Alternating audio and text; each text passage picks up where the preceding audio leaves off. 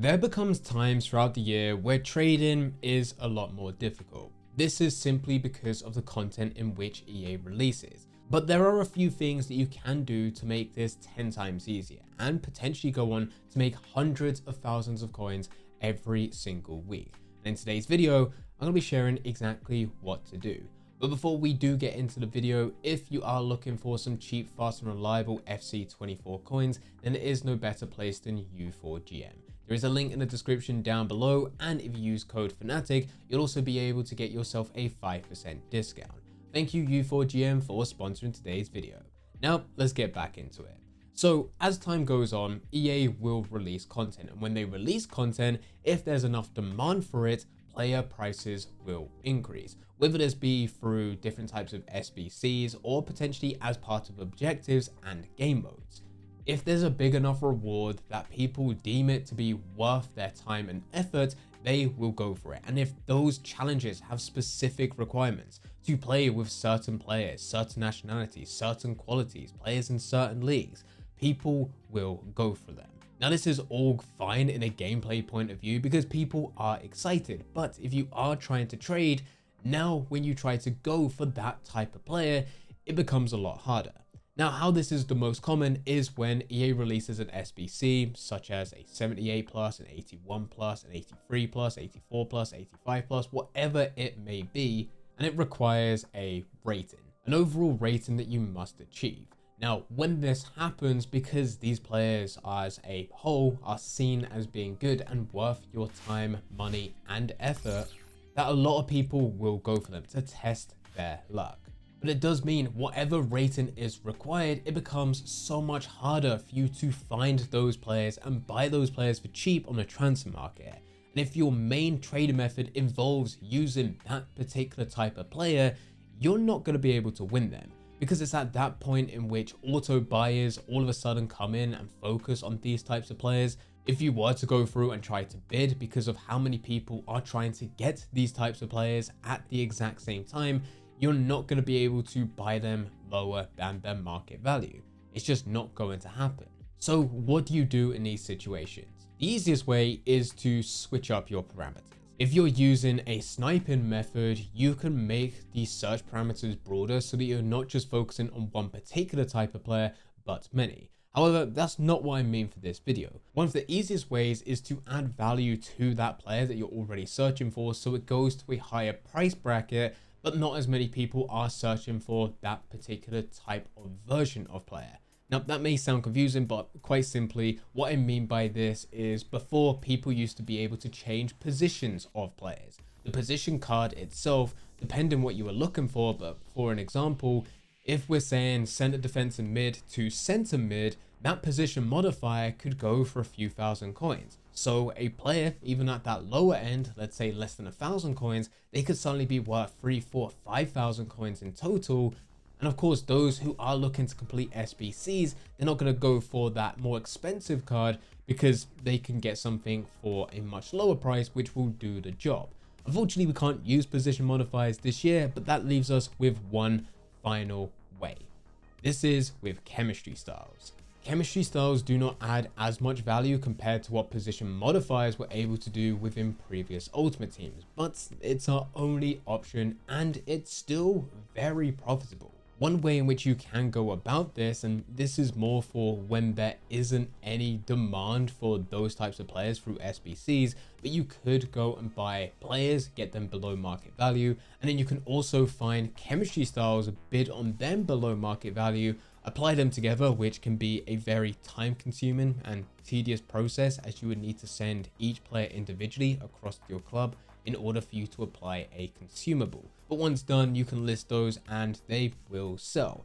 The easiest way, and this is better when there is a high demand for these types of players, is that you will just go through, you'll head over to the transfer market, you'll set the quality to be gold, you'll head over to your position, and you're going to select defender, where you'll then head over to your chemistry style, select shadow, and then you can go through each of the individual leagues, mainly focusing on the top 5. Premier League, Liga and Serie A, Bundesliga, and then La Liga.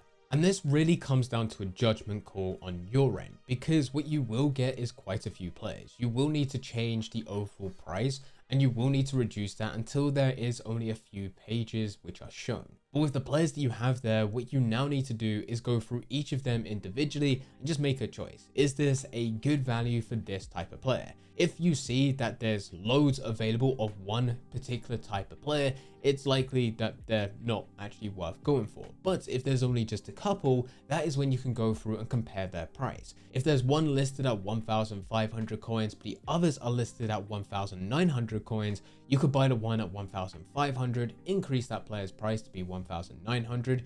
You may also want to undercut them and go for 1,800 just so that yours will be the one that sells first, and then you're going to walk away with profit. The good thing about this is that there is going to be no competition, so you can go through this. Most people that will look at these types of players, the second that it goes above their minimum price, their minimum buy now, they're going to be wondering, what's the point? Why is people bidding above the lowest buy now? They can get a buy now for cheaper, but they're not going to be focusing on the finer details. And this was a mistake that people have made many years. It's been constant since the beginning of Ultimate Team. And that's when, if you go and find a player like this on bid, they're going to expire within the next couple of minutes or even couple of seconds, you can place a bid higher than what other people are doing for a similar card without a chemistry style, outbid all your competition, but because it does have that chemistry style, it also means that they're going to be selling for a higher price. So with this, now you have the option to go through and use the buy now option on these players for deals where there is a price difference between the lowest and then the next lowest, making some very easy and quick trades. But you're also able to go through, find these players and place bids if there's room to make profit. And on top of that, if you really want to go and do the long tedious work, you can also go and buy the player and then also buy the chemistry style and merge them together. Now, the method that I normally go for is the simple buy now. That's going to be the clips that you are seeing on screen. And you're also seeing how easy it is, because what I tend to do is go over to the Premier League. I'll look for defenders with shadow chemistry styles, and the second that I'm finished here, whether that be because I bought up all the good deals or potentially there was nothing there that I wanted to buy into, I went and change it up so that I can focus on forwards and now use the hunter chemistry style. If you really want to, you can go through each and every single individual chemistry style, but just know that they're not all created equal. Some of these have no value whatsoever.